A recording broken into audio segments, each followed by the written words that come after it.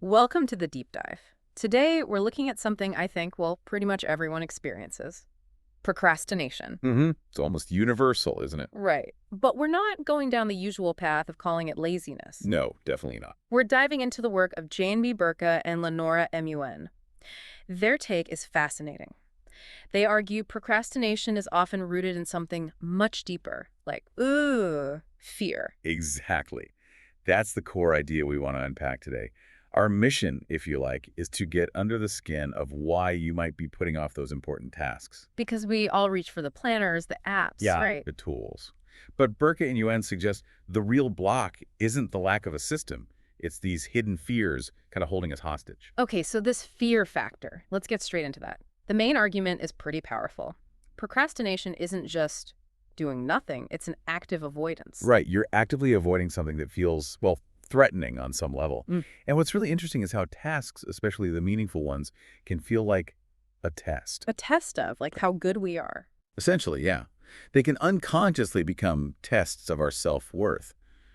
Am I smart enough? Am I capable enough? Ah, okay. So the anxiety isn't just about the task, it's about failing the test. Precisely. Failing the task feels like failing as a person, almost. Yeah.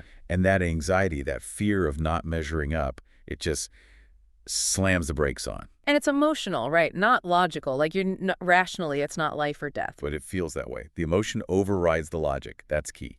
We start equating how well we do something with how much we're worth. Okay, that makes sense. So what are some of these specific fears that cause this gridlock? The book outlines a few, doesn't it? It does.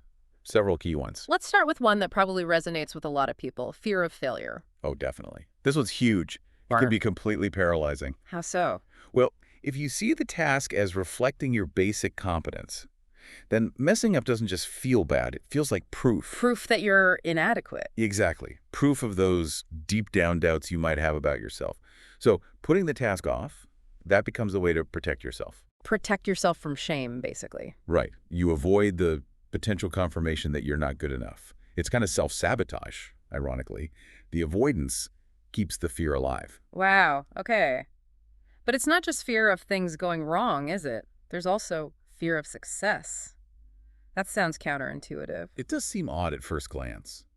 But think about it. Success means change.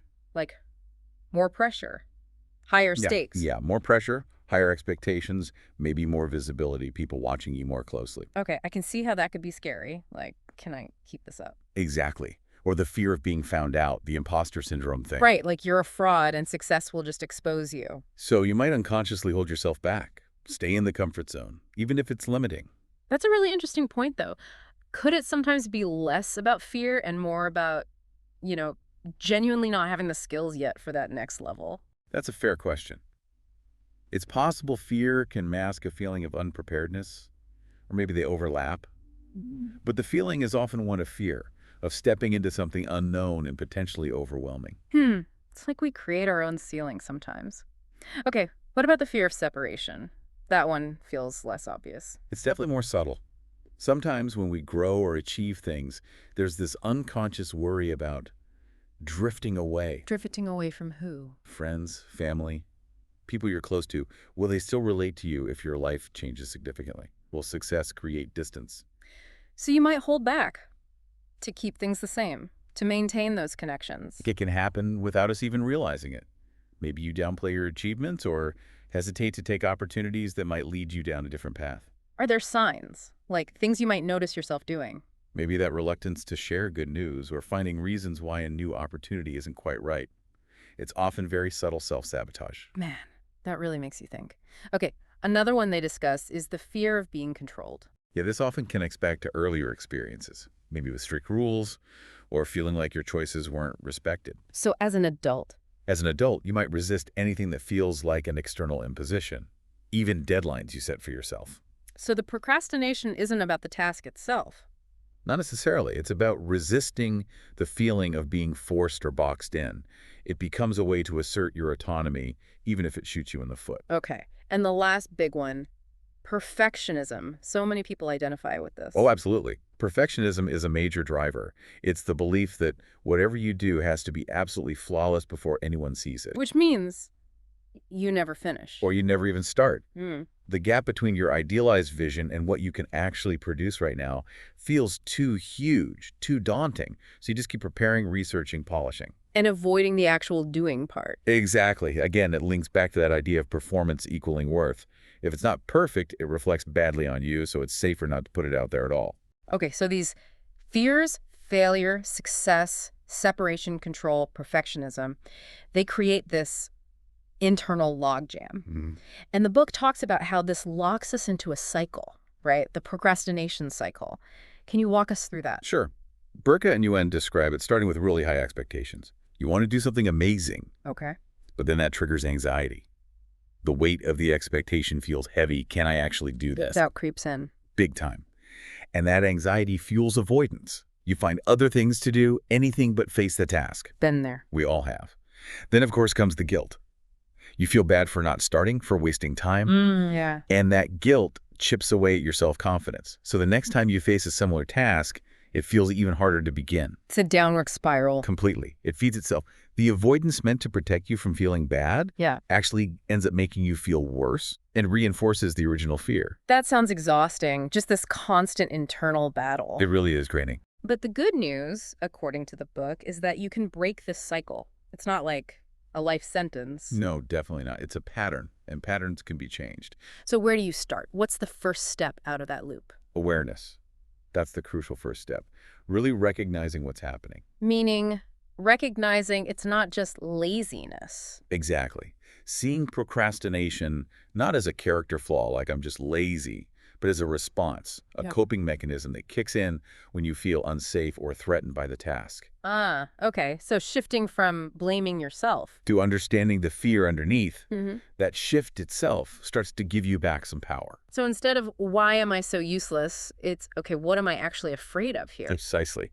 That's a much more productive question, isn't it? Yeah, definitely. And tied into that awareness, they talk about something else, compassion. Yes.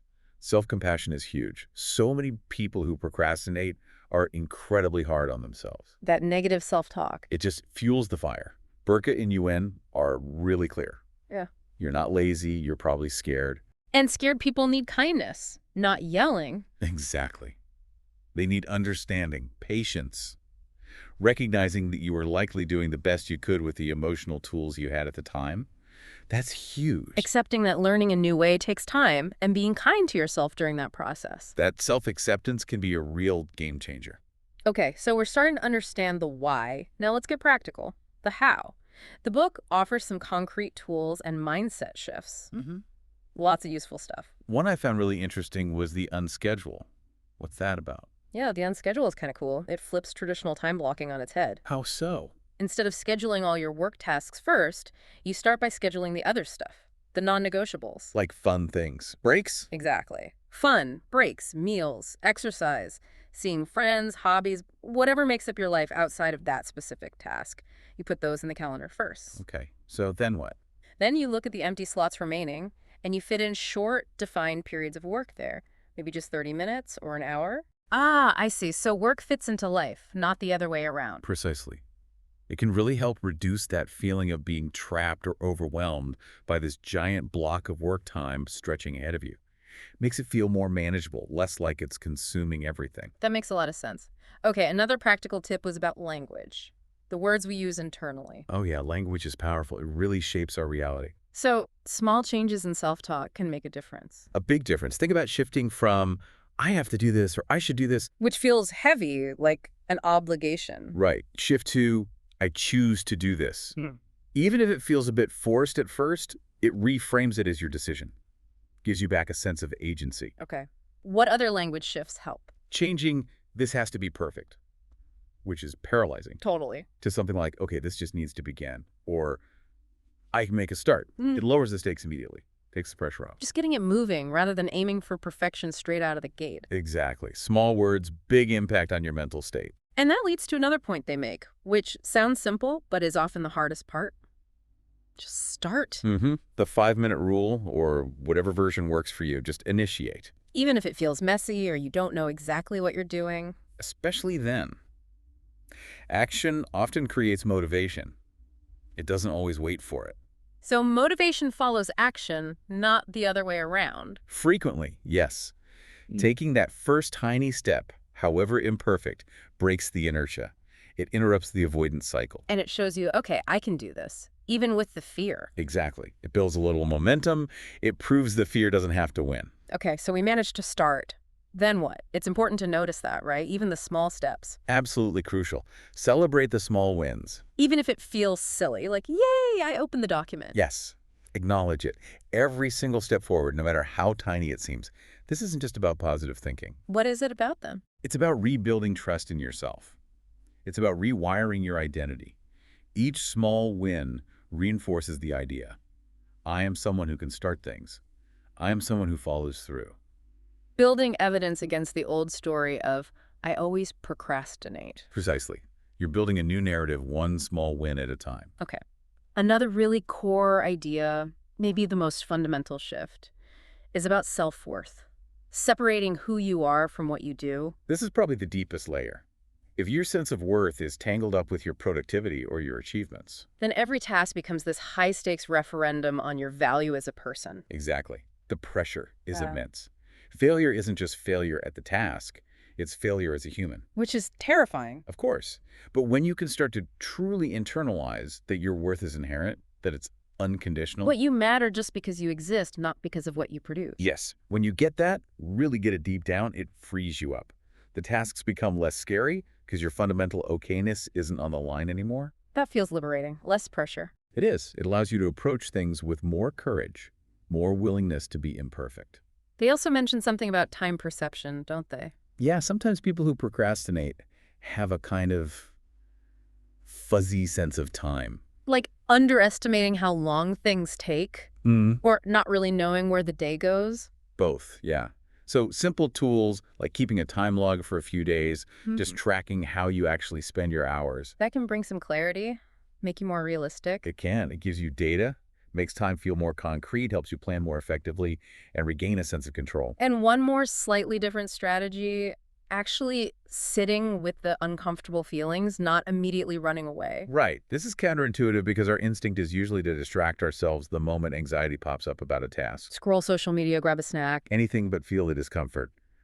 But if you can just pause, allow yourself to feel that anxiety, that resistance, without acting on it immediately. What happened? You start to understand it better. You notice the physical sensations, the thoughts attached to it. And often you realize the feeling itself isn't permanent. It rises, peaks, and if you don't fight it, it often starts to subside. And in that space, you might find the actual reason you want to do the task. Exactly. You can reconnect with your own motivation, the why behind the task, once the initial wave of fear or resistance passes. It takes practice, but it's insightful. So all these strategies, they seem to circle back to that core idea you mentioned earlier, that procrastination isn't really about the task most of the time. It's about what we're afraid the task says about us. That's the real bombshell in their work, I think. The fear of failure isn't just, I might mess up this report. It's messing up this report means I have a mess up. That link between performance and identity. Yes. Worrying that not succeeding means you're not smart enough, not capable enough, not worthy. And the antidote to that is that core message. You are enough right now. Regardless of your output, regardless of your achievements, your worth isn't up for debate. And really believing that takes away the need to procrastinate to protect your ego. It significantly reduces it, yeah, because your ego isn't so fragile, so dependent on external validation through performance.